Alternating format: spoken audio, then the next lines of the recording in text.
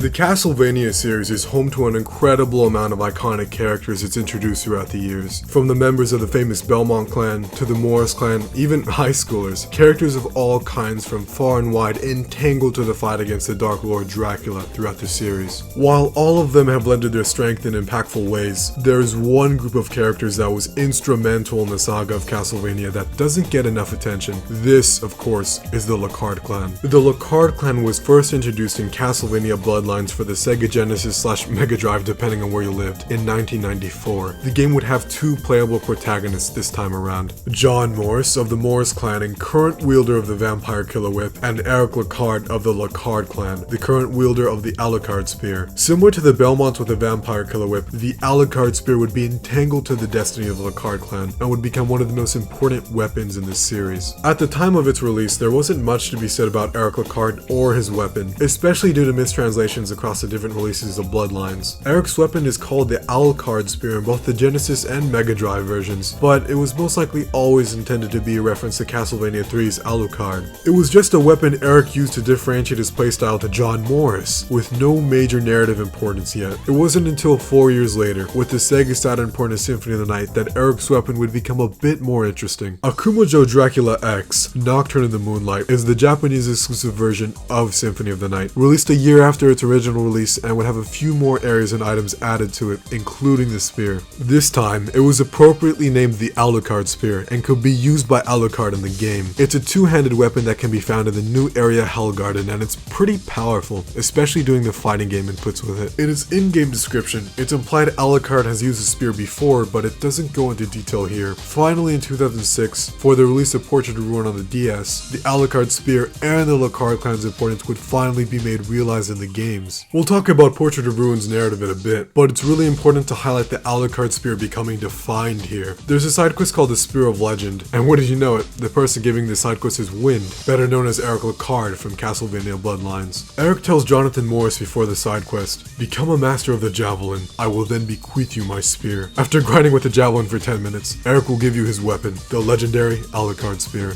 This time, its in-game description definitively tells us the spear has ties to Alucard, and to plant its official name in Castlevania's continuity is always being named the Alucard Spear. It's a really cool weapon in the game, being extremely powerful and having a unique attack with it, although its design is drastically different from its two other appearances once again. The Alucard Spear and Eric would last be seen in Castlevania Judgment for the Wii in 2008. Eric Lecarde would be playable, but this time as a 15-year-old kid, with this specific version of him being before the events of both Castlevania Bloodlines and Portrait of Ruin. In Judgment, we learned the most about the Alucard Spear and the Lecarde Clan, with everything coming full circle here. So now with the context of all of Eric's appearances and the Alucard Spears, let's look into their history and the lore. Similar to the Morris Clan, the Lecarde Clan would be another offshoot of the Belmont Clan, all being tangentially related to them. Those Thanksgiving sound pretty badass. While there's one very important theory that we'll look into later on how the Lecarde Clan came to be, in canon, all we know so far is they were an established bloodline by the 18th century. During this time period in Castlevania, there was a huge change happening in its world. The Belmont Clan, who had been stopping Dracula with the might of their family heirloom, the Vampire Killer, for nearly 400 years at this point, suddenly disappeared with Richter Belmont. Before Richter took his long-awaited vacation in Smash Brothers, oh my god, why did I write this? Before Richter disappeared from the face of the world, he would entrust the whip to his distant relatives, the Morris Clan, to prepare them to take on Dracula when he is inevitably resurrected. For more information about the Belmont Morris Clan side of things, I'd recommend watching my Quincy Morris video, where I go a lot more in depth in that side of this time period. As for the Lecarde specifically, they would be entrusted by Alucard with an extremely powerful weapon during this era of no Belmonts to aid the Morris Clan in their journey. Obviously, this would be the Alucard Spear. The Alucard Spear would be created by Alucard himself sometime years before the events of Castlevania Bloodlines. While we don't know specifically when he created the spear, there are two likely answers. The more interesting of the two, I personally think, would be Alucard creating it sometime in the 14th century, during the events of Castlevania 3 to assist Trevor and the others. Or at the very least, sometime before Alucard's eternal slumber, where he wouldn't wake up until the events of Symphony of the Night in the late 17th century.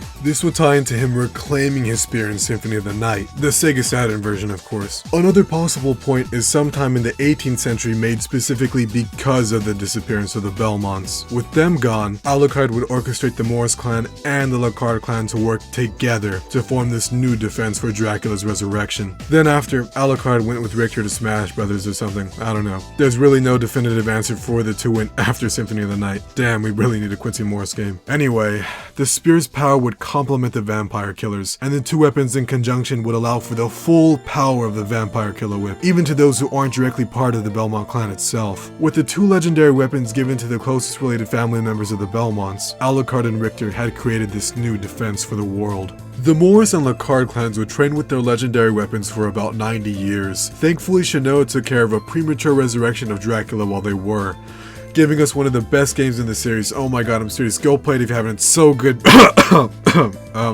Anyway, this would lead to the events of Quincy Morris and Castlevania's Bram Stoker adaptation that we haven't seen. While I went over it in my Quincy Morris video, it should be noted there was most likely a Lecarde there during its events. There's a few reasons for this. Firstly, Quincy Morris did use the vampire killer, and this is important because one of the biggest themes in the Morris games that was established by Portrait of Ruin is the vampire killer draining the energy of its users without the pure blood of a Belmont. And of course, Quincy Morris did sacrifice himself in his fight. Putting two and two together, we can assume a scenario during Quincy Morris's battle with Dracula where he unlocks the full power of the vampire killer because of the aid of Lecarde at his side. This would allow him to finally defeat Dracula like the Belmonts before him, but because of this, his life force would be drained, sacrificing himself in the process. And for the Bram Stoker reference, he would probably finish Dracula off with a wooden stake. I might be getting a bit off topic. This is stuff I definitely should have put in that Quincy Morris video, but the two clans are so intertwined with each other that it's a bit difficult to talk about one without the other. The events of Quincy Morris' sacrifice would be vital to the Lecarde clan, as John and Eric would have watched the final battle from the shadows, as stated in Bloodlines' instruction booklet. Something interesting to point out, Eric would have been 5 years old, and John would be 2, so what the hell were babies doing at the final battle? Igarashi, answers please. Another reason a Lecarde makes sense is to get child Eric and John Morris the hell out of Castlevania. With these events taking place, Eric and John would take up the mantle of their forefathers. Now having seen Dracula's wrath firsthand, they understood what they were training for. Eric would inherit the Alucard spear, most likely from the unnamed Lecarde that assisted Quincy, and he would begin training with it just 10 years later, at the age of 15. Canonically following the Lecarde bloodline, this would bring us to Castlevania Judgment in Eric's journey, the Castlevania fighting game. Judgment is a bit difficult to talk about in terms of whether or not it's canon to Castlevania. It's not canon, but it's not canon. Does that make sense? In this interview with Igarashi done by the people at Castlevania Dungeon, Iga describes Judgment as surpassing space and time to bring Castlevania characters from all branches together. I think that's a great way to put it, especially because in terms of actual story, Judgment doesn't do anything out of pocket per se. Yeah, the art style might be freaking Death Note, but that's not important right now. It was produced by Igarashi, so in terms of just story interactions, I consider all of it genuine in Castlevania. Well, partly. They're huge. Will you stop? These things only get in the way. Eric is 15 here, now having trained with the Alucard spear for a little under a year. He's surprisingly really different in this game, especially compared to his other appearances. He's a bratty kid, but his ultimate goal is to prove to, hell, everyone, that the Alucard spear is superior to whatever they have going on. You underestimated me. Did you think me a child? Yes! A timer causes disturbance throughout the timeline, bringing characters from all throughout the series and other universes to this gap, including Eric. Doing his route, like the others, it's pretty straightforward. Very similar to other fighting game arcade modes with this kind of premise. However, Eric has two very important interactions here. One with Alucard, and the other with Maria Renard. I'll play those two real quick. They're both really important to the Lecarde bloodline. That lance.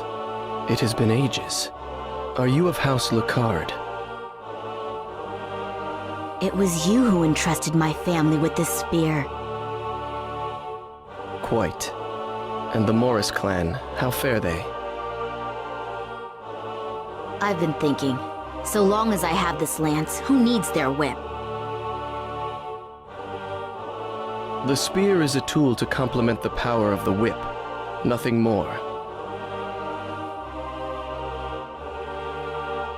Your creation. And yet even you underestimate its power. I will prove it to you. Wow, a huge lance! The power to control animals. Could it be Maria Renard? That's me, but who are you? I am Eric Lecarde. I can't believe it's really you. Ew, quit staring at me like that! Show me the power said to surpass even that of the Belmont.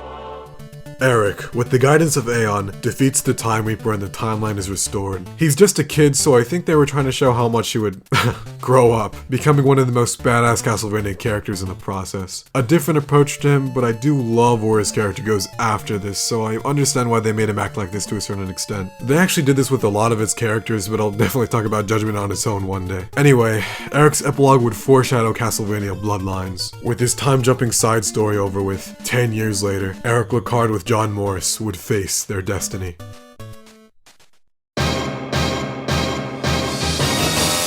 In Castlevania, World War I would be orchestrated in the shadows by Elizabeth Bartley, the niece of Count Dracula. In an effort to bring him back once again, she was successful in her manipulation, and the world would be consumed in conflict like never before, gathering dark forces across the land. It was only a matter of time before Elizabeth had the strength to bring Dracula back at full power. With the world at war and the lack of the Belmont clan, no one could stand in her way. Little did she know, Eric Lecarde and John Morris had been preparing for Dracula's return their entire lives, and the two champions would set out as partners to stop Elizabeth's ambitions. While the two friends chased Elizabeth across Europe, Eric held a secret from John. His true desire, his motive above all else at this time, was that of revenge against Elizabeth Bartley.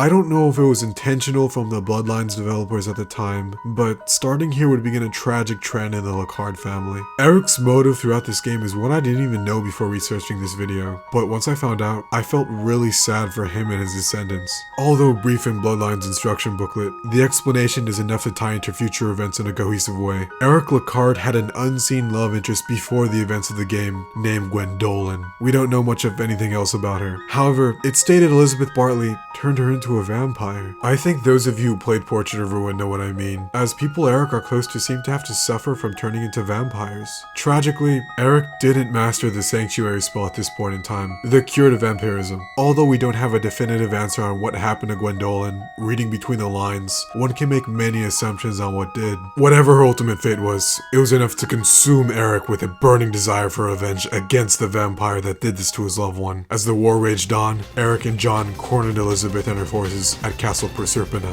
The final battle was brutal, but the two vampire hunters overcame every obstacle before them. Before long, Eric came face to face with Elizabeth Bartley and fought her with everything he had.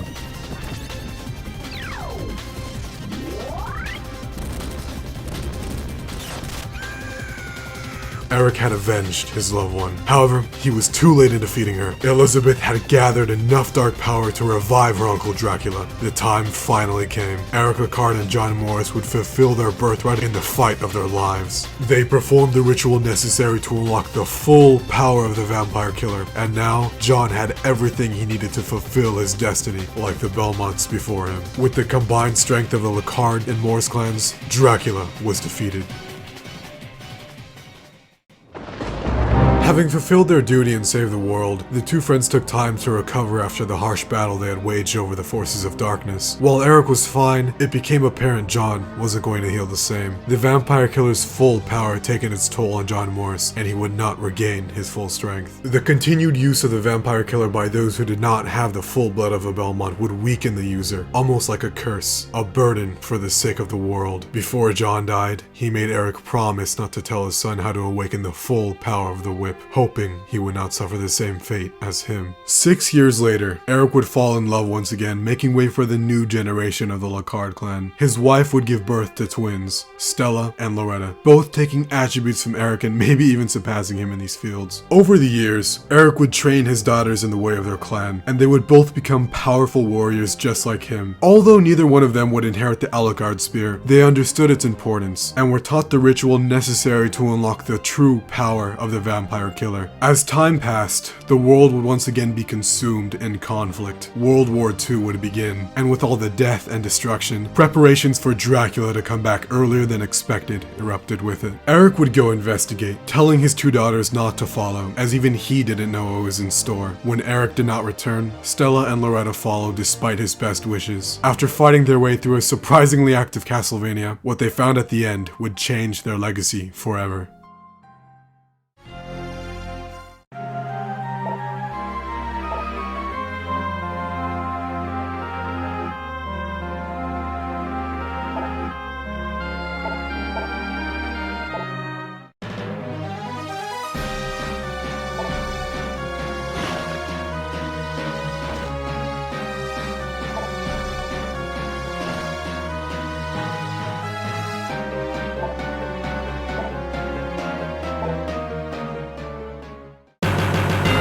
The rogue vampire Bronner had created Dracula's castle from the souls of the dead dying in the ongoing war. He used it to lure Eric here in hopes his daughters would follow, believing they were the reincarnation of his own from a lifetime ago. Needless to say, his plan worked, killing Eric in front of his daughters, then using a love curse to delude them into believing Bronner was their real father. With rage, fear, hope, and a lot of determination, Eric binded his soul to Castlevania. His will so strong to remain conscious, he became a ghost with his will still intact. Although in this form, Eric could do nothing but wait. His family robbed from him, he would wait 2 years in Castlevania as a ghost for someone who could save his daughters and stop Bronner. Fate would be in Eric's favor, as it would be the son of his old friend, John Morris, that would come to the Dark Castle. Jonathan Morris, along with a powerful magician, Charlotte Allen, would be quested by the church to investigate the castle and stop the dark powers coming from it. It wouldn't take long for the duo to encounter Eric, and finally, he would be able to stop Bronner and have vengeance through helping the two teenagers. Through his ghost form, Eric was able to teach Jonathan and Charlotte many powerful moves and techniques he had learned throughout his life, even entrusting the legendary Alucard spear to Jonathan in the process. Eric grew to trust the two, and guided them in dismantling the powers of Castlevania. Throughout their journey, they would encounter Stella and Loretta, who Bronner had turned into vampires now, seemingly completely brainwashed of their past. After one of their fights, Stella dropped a family photo of the three. Jonathan and Charlotte confronted Eric for answers, where he would then reveal to them the entire truth. The purpose of the Morris and Lecarde clans after the Belmonts, John's real reason for not teaching Jonathan how to use the whip, and the tragic tale of Eric's death here, with his daughters deluded into serving Bronner. Even still, Eric knew what had to be done, and was forced to be content with the fate of his daughters. However, Jonathan and Charlotte would want to find another way to save Stella and Loretta. They would succeed, and Charlotte would master the sanctuary spell, finally freeing the two daughters from their vampirism and brainwashing. Together, Stella and Loretta aided Jonathan Morris in unlocking the full power of the vampire killer using the ritual of their bloodline. With this, Jonathan and Charlotte were able to stop Bronner and his ambitions to take over the world. However, with Bronner's defeat, the seal preventing Dracula's resurrection was broken. Although not at full power, Dracula with the aid of death was enough for the Dark Lord to begin his conquest on humanity once again. The duo, with all their strength, managed to defeat Dracula and death together before it was too late. The final moment of the Lecarde clan in canon is pretty bittersweet, happening at the end of Portrait of Ruin. Eric and his two daughters are finally able to see each other after 2 years, and with Castlevania now finally gone, Eric was free from his bound confinement there. As long as Eric got to see his two daughters, that was good enough for him, and the family was able to say goodbye to him before passing on. Stella and Loretta are the last members of the Lecarde clan we know of, with the Alucard spear in the possession of Jonathan Morris. Although we don't know what happened to them after the events of Portrait of Ruin, we can speculate on a few things, especially because the next big event in the timeline would be the Demon Castle War. Stella and Loretta not being vampires anymore, I don't know if they would have played a role in the Demon Castle War like I originally thought in that video,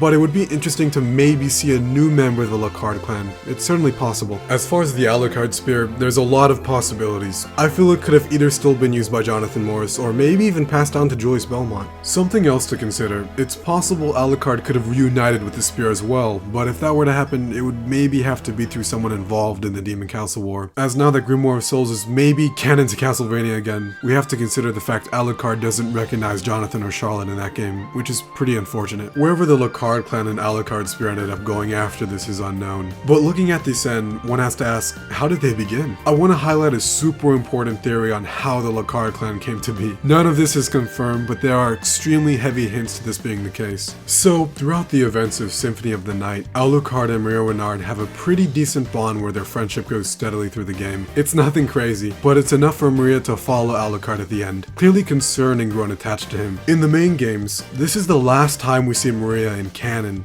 but we can see what happens shortly after the events of Symphony of the Night in the canon radio drama Castlevania Nocturne of Recollection. I'm gonna do a video on this by itself sometime soon, but the main point I want to highlight is Alucard and Maria living together somewhat peacefully after the events of Symphony of the Night. While the story itself is a whole other topic I can't wait to get into. In short, by the end, Alucard shows his feelings to Maria to the point where they both clearly care about each other. As I said previously, the Lecarde bloodline would have been already established during the events of Quincy Morris's adventure in 1897. Symphony of the Night takes place in 1797, with the radio drama happening about a year later. Keep these 2 points in mind. In Castlevania Judgment, Eric Lecarde is extremely familiar with Maria Renard, as shown in their interaction, although no connection between the two is outright stated. Maria Renard is connected to the Belmonts, with Symphony of the Night's instruction manual revealing Maria as Richter's sister-in-law, and the Dracula X Chronicles confirming she has blood ties to them. And of course, the Lecarde Clan is also connected to the Belmonts. I think most of you know where I'm going with this. The obvious naming convention between Alucard and Lecarde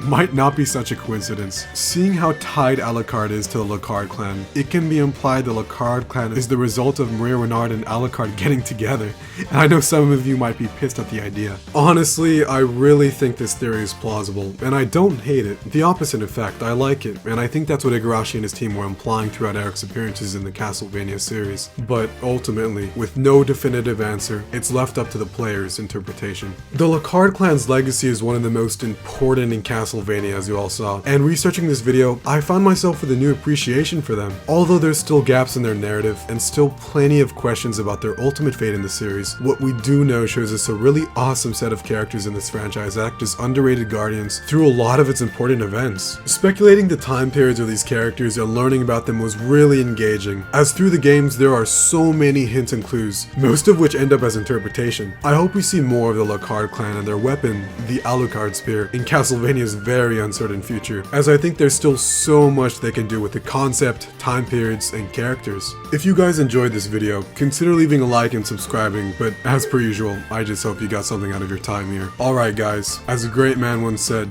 take care of yourselves, and of course, as usual, have yourself a damn good one. Take care guys.